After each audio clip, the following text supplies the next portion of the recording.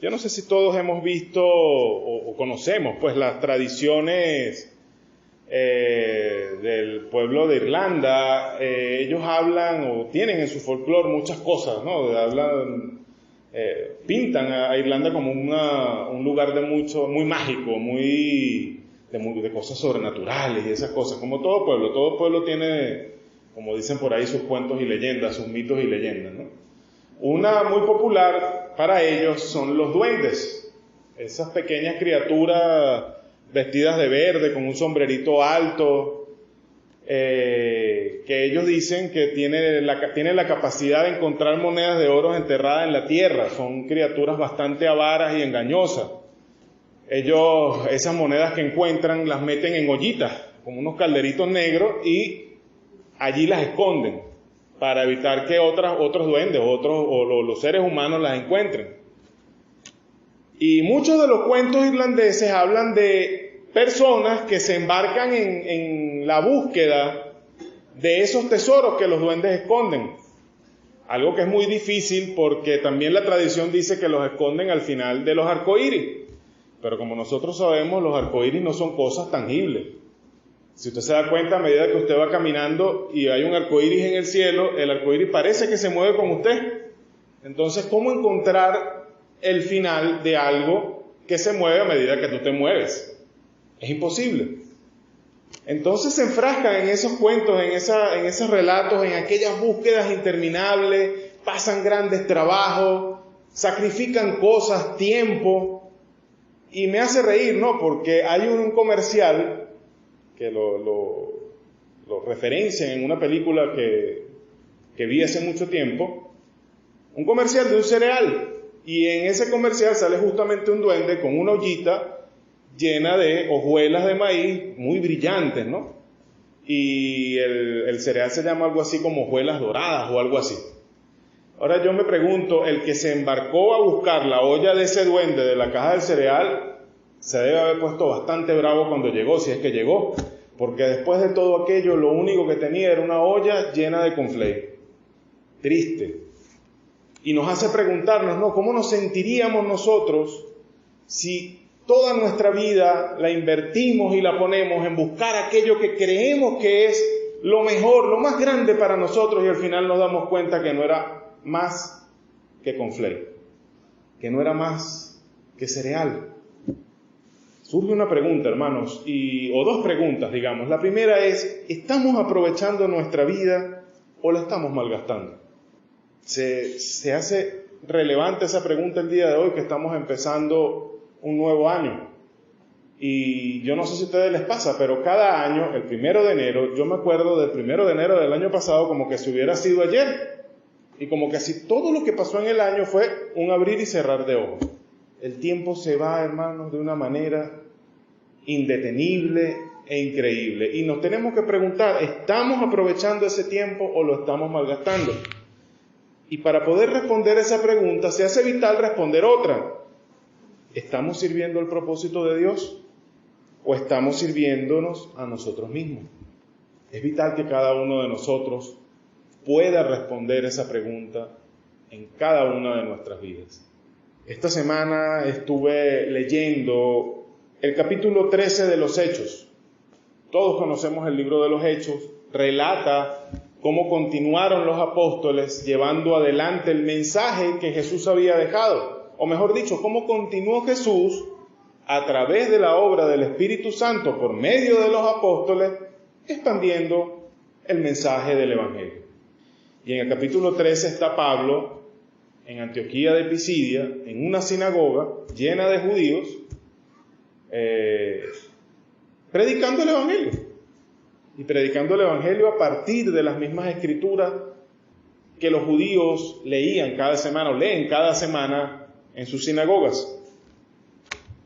Si recuerdan ese sermón, ese mensaje, esa predicación, él empieza desde la época en Egipto, cuando el Señor saca al pueblo de Israel de la esclavitud en Egipto, y habla de cómo los soportó en el desierto, y habla de cómo les dio jueces, y de cómo les dio un rey cuando lo pidieron, y de cómo cuando ese rey desobedeció, que fue el rey Saúl, lo quitó y llamó a David.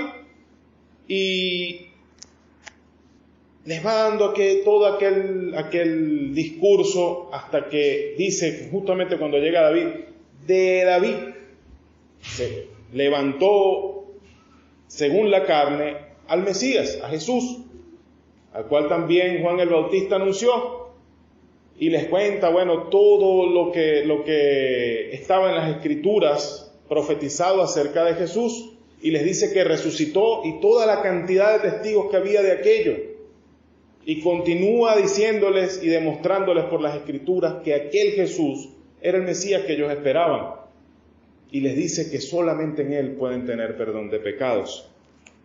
En el verso 36 del capítulo 13 de los Hechos leemos: porque a la verdad David, habiendo servido a su propia generación según la voluntad de Dios, durmió y fue reunido con sus padres y vio corrupción. Les está diciendo esto no para demostrar que Cristo resucitó ni que estaba profetizada la resurrección de Cristo, que es verdad, estaba profetizada, sino para decirles, mira, Él resucitó. Todos los que estaban con Él lo vieron durante mucho tiempo después de que murió. El hecho de que haya resucitado, mira lo que dice la palabra de Dios, nos indica que en Él se están cumpliendo las promesas que el Señor hiciera a Israel por medio de David. Él les dice en un versículo anterior, os daré las misericordias fieles de David. Y se está refiriendo a esto, a las promesas que hizo el Señor a David. Y les dice luego, porque en otra parte de la Escritura dice, no dejarás que tu santo vea corrupción, en el Salmo 16, verso 10. Y luego le dice, ¿en quién creen ustedes que se cumple esta Escritura? Y le dice esto que dice el verso 36, David a la verdad sirvió a su propia generación, conforme a la voluntad de Dios, pero después murió, y lo sepultaron, y vio corrupción. Y en el verso siguiente les dice, pero el que Dios levantó de los muertos, no vio corrupción. Les está diciendo en pocas palabras, Jesús es al que ustedes estaban esperando, no otro.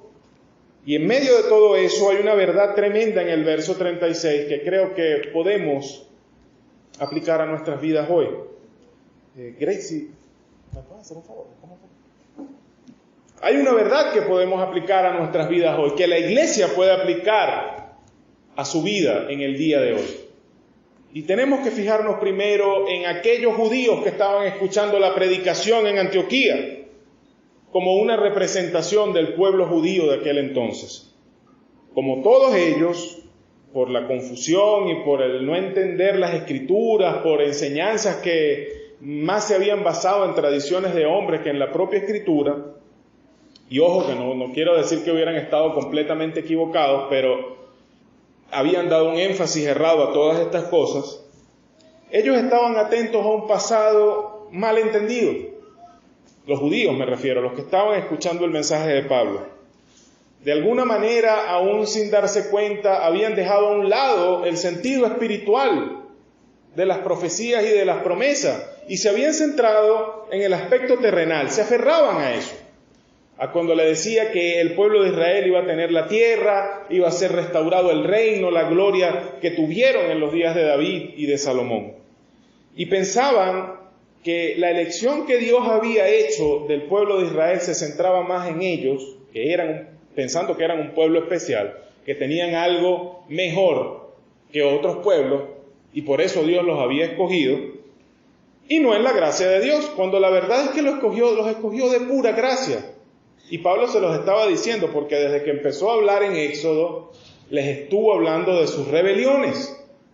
Cuando les dijo Dios los sacó de Egipto, les habló de sus rebeliones. Cuando les dijo del desierto, les dijo Dios los soportó y les dio jueces, pero también con los jueces desobedecieron.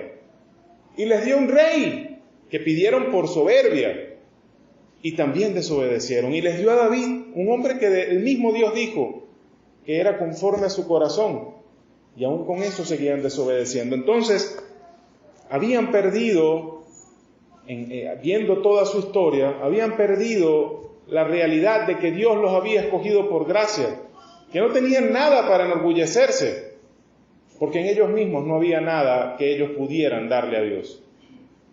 Y estaban aferrados a un presente que percibían de una manera deformada. ¿Por qué digo esto? Como les dije hace poco, los líderes religiosos de los judíos en aquellos tiempos habían construido un castillo enorme de cartas sobre la ley de Dios. La ley tiene más de 600 mandamientos. No sé cuántos habrá en las tradiciones de los fariseos y los saduceos, pero hay libros y libros y libros que se compilaron después de los tiempos de Jesús, donde se construyeron tantas cosas que no manda la palabra y que Dios no mandó, y que en aquella época todavía ponían esas cargas sobre los que los escuchaban y sobre ellos mismos. Y además de eso, de que estaban aferrados a esas tradiciones de hombre, estaban aferrados a lo poco que los enemigos les habían dejado. En ese entonces estaban dominados por los romanos y les habían quitado prácticamente todo poder. Les habían dejado muy poco para ellos decidir. Su poder mayormente se centraba en el templo, en las sinagogas y en los temas de religión. Su poder judicial era más que todo acerca de la ley de Dios, pero no podían aplicar pena de muerte, no podían aplicar muchas cosas. Les habían dejado realmente muy poco de la autoridad que Dios les había dado. Y estaban aterrados por eso, porque pensaban que aún lo poco que tenían lo podían perder, se los podían quitar. Los enemigos, los romanos, quien quiera que se levantara para eliminarlos. Y lo vemos cuando dicen, es mejor, cuando Caifás dice, tenemos que matar a este Galileo, a Jesús, no sea que vengan y nos quiten a nosotros y a este lugar. Y además de eso, además de estar aferrados a un pasado que no entendían bien y aferrados a un presente que ellos mismos, su percepción había deformado, permanecían incrédulos ante un futuro glorioso, porque no lo entendían. No entendían las promesas, no entendían las profecías. En primer lugar, no se arriesgarían a perder lo que tenían por algo o alguien que no coincidía con sus expectativas. Ellos esperaban un Mesías político que derrocara a los romanos. Jesús no parecía eso. Es más, de hecho, tenían referentes históricos. ¿Cuántos no se habían levantado antes a pretender derrocar a los romanos y los romanos los habían aplastado como cucarachas? Y esos se habían levantado con armas y tenían gente. Jesús no tenía armas, ni las buscaba, ni tenía ejército, ni tampoco los buscaba. Más bien parecía ser experto en alejar a todos aquellos que tenían las expectativas erradas con él. Con él permanecían solo los que, por obra de la gracia de Dios, habían entendido en alguna medida su misión, su mensaje. Y por otro lado, ellos permanecían incrédulos ante ese futuro porque el mensaje que estaba predicando aquel Galileo y aquellos discípulos los quitaba a ellos del centro. En medio de su mal entendimiento de las Escrituras, ellos se habían puesto a sí mismos en el centro del propósito de Dios. Israel es lo primero. Israel será engrandecido. Y sí, ciertamente Dios prometió eso, pero el centro de su accionar y de su propósito no es ese. El centro de su propósito es su gloria, que va a tener por medio de Cristo. Él está juntando todas las cosas en Cristo para que un día toda la gloria sea dada a Él. Toda la creación lo glorificará y será glorificada para su gloria. Entonces, estos judíos de Antioquía, a manera general, estaban mirando todo esto de forma equivocada, toda la predicación del Evangelio, la vida de Jesús, incluso las profecías que ellos tenían desde el Antiguo Testamento. Y se habían puesto ellos mismos en el centro de atención o de énfasis. Ahora miremos lo que dice Pablo en el verso 36 acerca de David. Lo primero que dice es que, habiendo servido, durmió. Y en la Escritura muchas veces el verbo dormir se usa como un eufemismo de la muerte. Cuando el hombre muere, que queda el cuerpo inerte, el ser humano es enterrado, se pone a dormir pues en la tumba esperando la resurrección, sea para santificación, para glorificación o para condenación. Ahora lo que nos está diciendo Pablo es que David sirvió en el tiempo que el Señor le dio. en su propio tiempo, durante su vida. Ese fue el tiempo que David tuvo para hacer la voluntad de Dios. Desde que abrió los ojos a este mundo hasta que los cerró por última vez, ese fue el tiempo que Dios le concedió a David para servir a su propósito. Y Pablo está diciendo aquí que eso fue lo que David hizo. Además nos dice también en el verso 36, habiendo servido a su propia generación. La palabra generación en las Escrituras, en este contexto al menos, se refiere a todos aquellos que estaban vivos en aquel tiempo en el que David vivió, todos aquellos del pueblo de Israel que estaban vivos en aquel tiempo.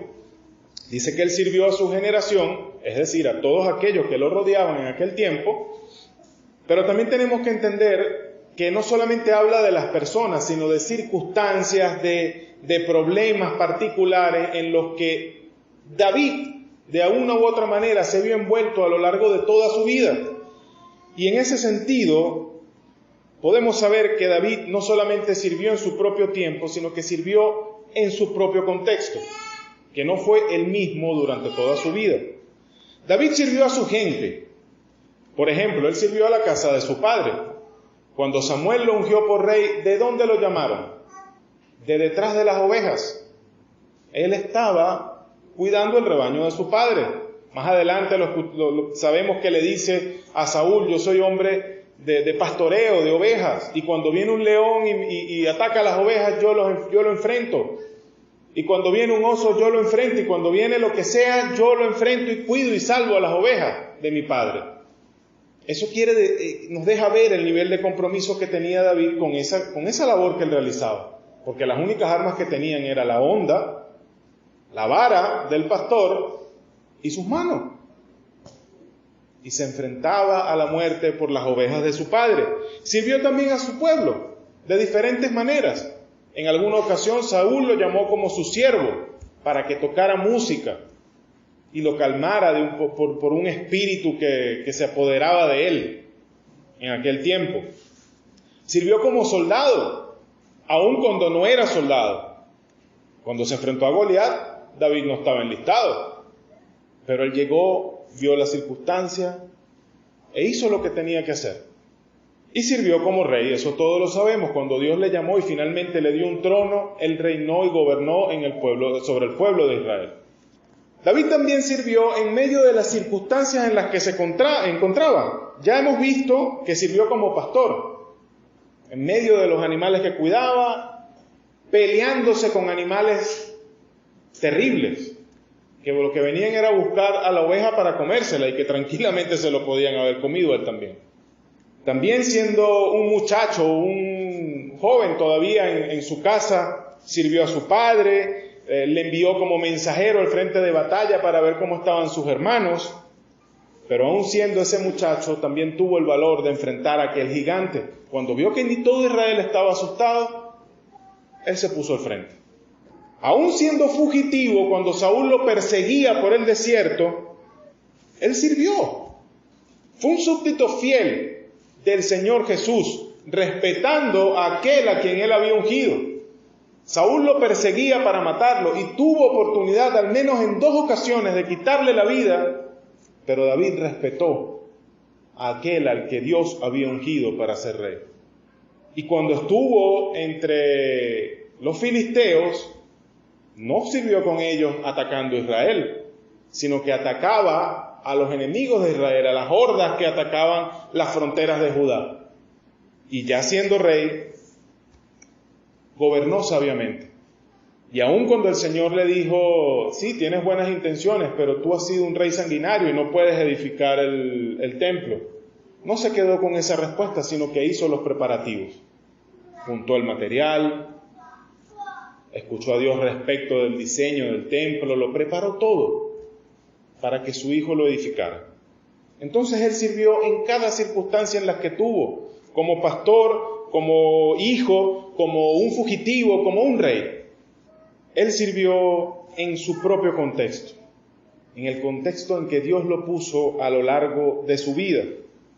Y lo último que dice Pablo es que él sirvió a su propia generación conforme o según a la voluntad de Dios. Él sirvió al propósito de Dios. Ya lo dijimos también, el mismo Dios dijo que él era un hombre conforme al corazón de Dios. Él hizo la voluntad del Señor.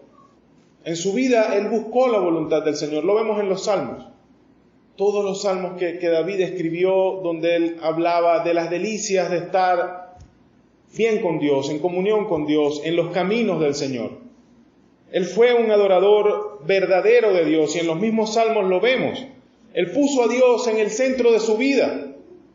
Él anhelaba estar en buenos términos con el Señor. Durante toda su vida lo buscó. Pero también sabemos que David pecó. Y aún en medio del pecado, aún en medio de la caída terrible, de los espantosos crímenes que pudo haber cometido, donde vemos un ejemplo en el asesinato de Urías, creo que fue lo más terrible que pudo hacer David en aquel tiempo. Pero el pecado jamás fue una excusa para David. El pecado no lo llevó a decir, ni por el lado del desánimo, decir, yo no soy suficiente, yo no soy lo que tú buscas, Dios, déjame tranquilo, no te puedo servir. Ni buscó por el lado del orgullo a decir, yo hago lo que a mí me da la gana. Tú me quieres condenar, pero a mí no me importa, yo hago lo que yo quiera, porque yo soy rey. No, él buscó a Dios en confesión y arrepentimiento. No quiere decir que no pagara las consecuencias de sus pecados, porque las pagó, y las pagó en sus propios términos. Cuando dijo, Natán lo acusó, le llevó aquella referencia del hombre que había matado la ovejita, la corderita del hombre pobre, él le dijo, ese hombre tiene que pagar 4 tantos, tiene que pagar 4 veces lo que le quitó al pobre. David mató a Urías y 4 de sus hijos murieron a espada o por enfermedad. 4 de sus hijos murieron. Y cuando decidió censar al pueblo de Israel en contra de la voluntad de Dios, también recibió su castigo. Pero como les decía, eso nunca fue una excusa para David, para dejar de hacer lo que tenía que hacer conforme al propósito de Dios. Él acudía al Señor en confesión y arrepentimiento y continuaba adelante. Hemos visto cómo eran aquellos judíos a los que Pablo predicaba en este sermón en Antioquía. Hemos visto a este David, este rey del que habla Pablo en ese sermón. Ahora mirémonos a nosotros. Debemos servir al propósito de Dios. ¿Y recuerdan la pregunta que hice al principio? La primera pregunta era si estamos aprovechando nuestra vida o la estamos malgastando. Y les decía que para responder a esa pregunta, primero teníamos que respondernos otra. ¿Estamos sirviendo al propósito de Dios o nos estamos sirviendo a nosotros mismos? Es difícil saber con certeza en cada momento de nuestras vidas cuál es la voluntad de Dios. Es difícil porque, no porque en realidad sea difícil, sino porque como somos hombres y tenemos limitaciones, que muchas veces nos ponemos nosotros mismos, no sabemos cómo caminar, cómo entender lo que Dios nos comunica tan claramente en su palabra. No sabemos cómo entenderlo de forma práctica, porque a veces somos muy buenos en entender la doctrina, pero es en la vida donde el caucho toca la carretera, donde tenemos que saber lo que tenemos que hacer, a qué Dios nos está llamando. Pero Dios nos dejó guías claras. Él nos dejó un mandamiento, o 2 mandamientos, digamos, entre muchos, los que el mismo Señor Jesús llama el principal mandamiento. Mateo 22, versos del 37 al 39, Jesús le dijo, amarás al Señor tu Dios con todo tu corazón y con toda tu alma y con toda tu mente. Este es el primero y grande mandamiento. Y luego le dice, y el segundo es semejante, amarás a tu prójimo como a ti mismo. Sea lo que sea que estemos haciendo, hermanos, nuestra primera y más importante prioridad es amar al Señor con todo lo que nosotros somos y tenemos. Y es una tremenda paradoja, porque sabemos que no podemos amarlo como Él se merece. Y luego nos dice que tenemos que amar a nuestro prójimo como a nosotros mismos. Y estamos ya otra vez en otro problema. A veces no nos amamos ni nosotros mismos. ¿Cómo podemos amar a los demás? El Señor nos da de su gracia. Y así como David, siendo limitado, siendo un hombre que era tal como nosotros, que tropezaba con su propio pecado, grandes o pequeños, así como él pudo poner en el centro de su vida a Dios, al punto de que el mismo Dios le reconoció como un hombre conforme a su corazón, a nosotros el Señor también nos da gracia para poner en el centro de nuestras vidas al Dios de la gloria.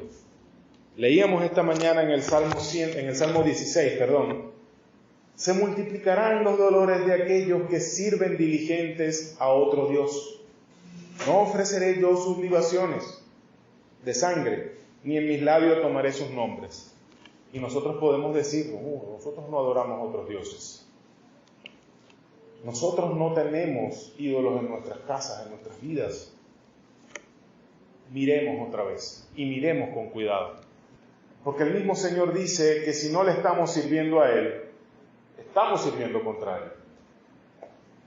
Si yo no estoy sirviendo a Dios, con cada cosa que hago en mi vida, estoy sirviendo a un ídolo, sea cual sea. Llámelo trabajo, llámelo dinero, llámelo comida, casa, familia, esposo, hijos. Llámelo como quiera. Pero si usted en cada aspecto de su vida no está sirviendo a Dios y no lo está poniendo en el centro de su vida, déjeme decirle que usted está sirviendo a otro Dios, que está sentado en el trono de su vida, en el trono de mi corazón, cada vez que yo estoy dejando de lado a mi Dios. Y en la medida que amemos a Dios, que lo pongamos en el centro de nuestras vidas, podremos ser capaces de amar a nuestro prójimo. Podremos entender cómo Dios me ama a mí, cómo me amó a mí, me ama a mí, cómo ama a aquellos que están a mi alrededor, hermanos en Cristo, personas que no le han conocido aún, y puedo pedirle de su gracia para poder amarlos también yo. Hace no mucho yo empecé a orar por mi matrimonio y por las familias de todos ustedes. Una oración que a veces se me hace muy, muy larga, pero que repito una y otra vez cada día. Oro por mi matrimonio y por las familias de nuestra iglesia, pidiendo primero que amen a Dios, que centren sus matrimonios y sus vidas en Dios, con todo lo que son. Luego que se amen el uno al otro como Dios los ama. Y luego que se pongan en las manos del Espíritu Santo como instrumentos escogidos para que el otro pueda ser edificado espiritualmente. He descubierto, hermanos, que mi familia no valdrá nada, mi vida no valdrá nada si Dios no está en el centro. Cada vez que descuido eso, cada vez que Dios se mueve o que yo muevo a Dios del centro de mi vida, empieza el desastre. Empieza pequeñito y en lo que pasa el tiempo de repente se está saliendo todo de control. A lo mejor los otros no lo ven, pero yo lo veo. Gracias al Señor por su gracia para poder volver a Él cada vez que eso pasa en mi vida. Amar a Dios y amar al prójimo. También nos dejó un encargo. Mateo 28, 19 al 20. 28 del 19 al 20. Dice allí: por tanto, id y haced discípulos a todas las naciones, bautizándolos en el nombre del Padre y del Hijo y del Espíritu Santo, enseñándoles que guarden todas las cosas que os he mandado. Y he aquí yo estoy con vosotros todos los días hasta el fin del mundo. Amén. Esto es lo que nosotros llamamos la Gran Comisión. Y si nosotros en nuestra vida no estamos cumpliendo con esto, déjeme decirle que no estamos sirviendo a Dios. Porque estamos obviando lo último, la última palabra, lo último que el Señor encargó a sus apóstoles, a sus discípulos, antes de ir al cielo. Estamos obviando el encargo que a través de ellos nos dejó a nosotros. Y no solamente tiene que ver con estar en las actividades de la iglesia que se programan para evangelizar en ciertas zonas. No solamente tiene que ver con ir puerta a puerta un día que hayamos escogido como iglesia, cosa que es importante, pero tiene que ver con estarlo haciendo en todo momento de nuestra vida. por medio de nuestro testimonio, nuestra conducta y por medio de nuestra palabra. Si nuestra conversación con otros está llena de quejas, si nuestra conversación con otros está llena de groserías, está llena de jocosidad mundana, está lleno de lo que también escuchamos en el mundo, no vamos a dar testimonio del Cristo, del Dios que nos ha salvado, del Cristo que murió por nosotros.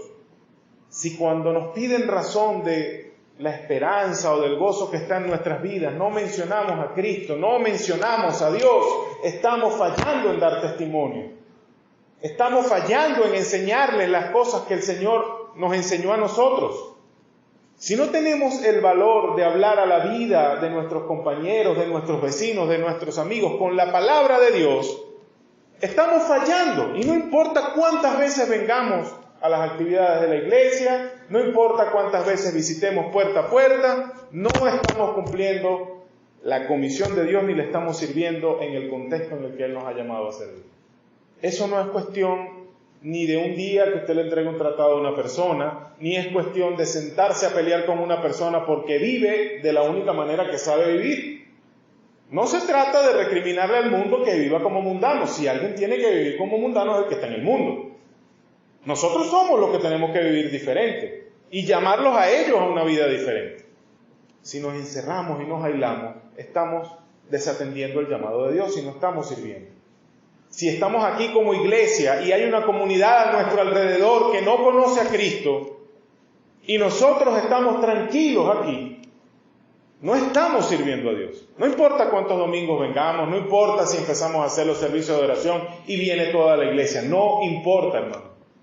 Hay que hacer saber, así ellos no lo quieran saber, hay que hacer saber que aquí hay una iglesia que adora al Dios vivo, que aquí Dios puso una puerta de entrada al camino de salvación, que nosotros somos pecadores salvados, que éramos como ellos, somos como ellos, solo la única diferencia es que hoy hemos sido salvados y tenemos un Salvador en quien confiar. Ahora, ya hemos visto que David mismo, en sí mismo, no tenía ni el poder ni las fuerzas para servir a Dios de esa manera, y en varias ocasiones cayó. Y nosotros vamos a caer siempre que tratemos de hacer todas estas cosas en nuestras fuerzas. Vamos a tratar de inventarnos los trucos que mejor se adapten a nuestras vidas. Les estoy hablando por experiencia. Y no basta una sola vez con que lo entendamos, porque yo lo entendí empezando mi vida cristiana y cada día lo tengo que volver a aprender, porque qué difícil es hacer que la carne se quede quieta. El ejemplo que siempre pongo, años intentando dejar de fumar, caramelos, chicles, pastillas, cabullitas amarradas en el dedo, vigilantes, una de las últimas mi esposa, estate pendiente de que yo no fume. Como que si yo no me fuera a quedar solo nunca. El problema estaba cuando ya ninguna de esas cosas estaba al lado, cuando ya no estaba el caramelo, no estaba el parche, no estaba la pastilla, no estaba la esposa y definitivamente ya tampoco estaba yo. ¿Quién va a detener a la carne? Solamente Cristo. La única manera que yo encontré de dejar el cigarrillo fue la oración. No fue sino hasta que yo puse eso en las manos de Cristo, en que Él lo quitó de mí para siempre. Y habiendo aprendido por las malas eso, hermano, usted no tiene idea de cuántas veces he tenido yo que darme contra una pared, porque se me olvida que mi carne lo único que puede hacer es pecar. Romanos 5 del 1 al 2 dice, justificados pues por la fe, tenemos paz para con Dios por medio de nuestro Señor Jesucristo, por quien también tenemos entrada por la fe a esta gracia en la cual estamos firmes y nos gloriamos en la esperanza de la gloria de Dios. Si podemos permanecer limpios de pecado es porque Dios nos ha dado entrada a la gracia para estar firmes. Si no fuera por Dios, nadie podría estar en pie delante de Él. Si no fuera porque nos dio su gracia en Cristo Jesús y porque nos dio su Espíritu. Y me pregunto hoy, sabemos que tenemos que amarle a Él por encima de todas las cosas. Sabemos que tenemos que amar a nuestro prójimo. Sabemos que tenemos que acudir a su gracia. ¿Qué nos detiene? El tiempo se está yendo. Efesios dice, mirad pues con diligencia cómo andéis, no como necios, sino como sabios, aprovechando bien el tiempo porque los días son malos. Y Santiago dice que es vuestra vida. Ciertamente es neblina que se aparece por un poco de tiempo y luego se desvanece. El tiempo está pasando, hermano. ¿Qué nos detiene? ¿Qué nos detiene? La necesidad, la responsabilidad, el deseo de tranquilidad, el desánimo, el pecado. ¿Qué nos está deteniendo? Mientras más tiempo estemos inactivos, mientras más tiempo estemos sin servir a nuestro Dios, más tiempo se nos está yendo. Tiempo que no vuelve. A lo mejor yo siempre he pensado que es posible que mi vida sea de unos 70 años como mucho. Pero no lo sé, hermano. Yo puedo salir ahorita por esa puerta, puedo estar parado aquí y me puedo morir de un infarto. Nadie lo sabe. Nadie sabe cuántos días tiene. Y esta vida es el tiempo que tenemos para servir al Señor. ¿Qué nos detiene? ¿Qué nos detiene de servir en el contexto, en las circunstancias en las que hemos sido llamados? No sabemos cómo hacerlo. Muchas veces nosotros tampoco. Averigüémoslo juntos. Busquemos la manera de que todos podamos estar haciendo lo que Dios nos ha llamado a hacer. Pero lo principal, hermanos, es que dejemos de mirar hacia adentro. Dejemos de mirar hacia nosotros mismos. Filipenses 2, del 3 al 4 dice, nada hagáis por contienda o por vanagloria, antes bien con humildad, estimando cada uno a los demás como superiores a él mismo, no mirando cada uno por lo suyo propio, sino por lo de los demás, por lo de los otros. Tenemos que empezar a mirar más allá de nuestro dolor, de nuestro sufrimiento. No es que esté mal pedirle a Dios por nuestras necesidades, hay que hacerlo. No es que esté mal luchar por nuestras familias, hay que hacerlo, pero debemos mirar afuera, debemos mirar a los demás, a nuestros hermanos aquí y a los que están afuera sin Cristo. Eventualmente cada uno de nosotros va a morir y nada de lo que hayamos hecho para nosotros mismos podrá ser presentado delante de Cristo. Todo lo que hagamos para Él tendrá valor aquel día. Todo lo que hagamos en su gracia para Él tendrá valor en aquel día. Se agota el tiempo, hermanos, y las circunstancias y las oportunidades se desvanecen. ¿Y seguiremos persiguiendo una olla de cereal? Todo por lo que estamos luchando aquí va a perecer, hermano, queramos o no. Todo lo que hemos juntado, todo lo que tenemos y hemos edificado, incluso nuestras propias familias, un día nadie las recordará, solo Dios las va a recordar. Si solamente estamos luchando por eso, si solamente estamos luchando por nosotros mismos, al final de todo lo único que vamos a tener es una olla de conflay, una olla de cereal. Miremos a nuestro propio corazón. Seamos sinceros con nosotros mismos. No me lo diga a mí, no se lo diga al hermano, pero sea sincero con usted. Allí en la intimidad de su corazón, sea sincero consigo mismo y diga, nombre los ídolos que está sirviendo en lugar del Dios vivo.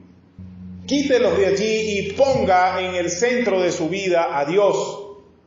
Es la mejor decisión que puede tomar, pero aún si no quiere tomar esa decisión, sincérese consigo mismo y acéptelo.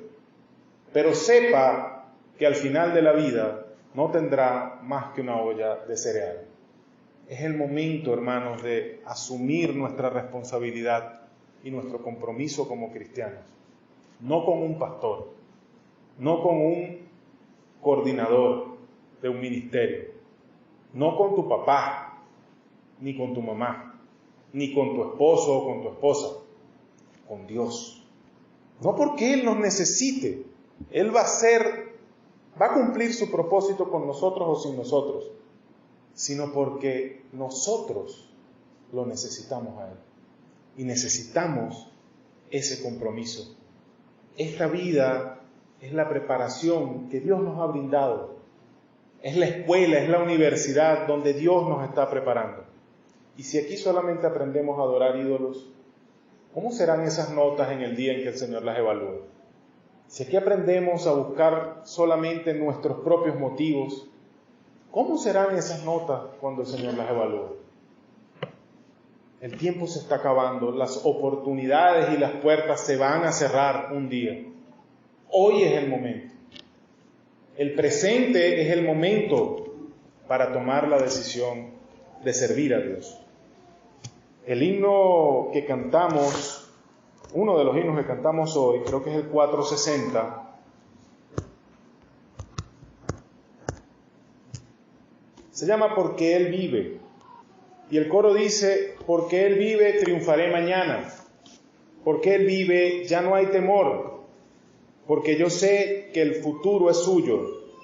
La vida vale más y más solo por Él. Podemos triunfar en todo lo que emprendamos para el Señor porque Él está vivo. Él resucitó. Es lo que Pablo les estaba diciendo a los judíos en su sermón. Podemos vivir sin temor porque Él está vivo. Y eso es una confirmación de sus promesas para nosotros. Podemos saber que el futuro le pertenece. Ahora la pregunta es, ¿la vida vale más por Cristo? ¿Es Cristo lo que le da valor a nuestra vida? ¿Demuestran nuestras acciones que es Cristo lo que le da valor a nuestras vidas? ¿O cuando examinamos lo que hemos venido haciendo en el año que acabó, nos damos cuenta que es más importante otra cosa? ¿Estamos sirviendo a Dios o nos estamos sirviendo a nosotros mismos? ¿Estamos malgastando nuestras vidas o las estamos aprovechando? Solamente hay una manera de aprovecharlas. Sirvamos a nuestra propia generación según la voluntad de Dios.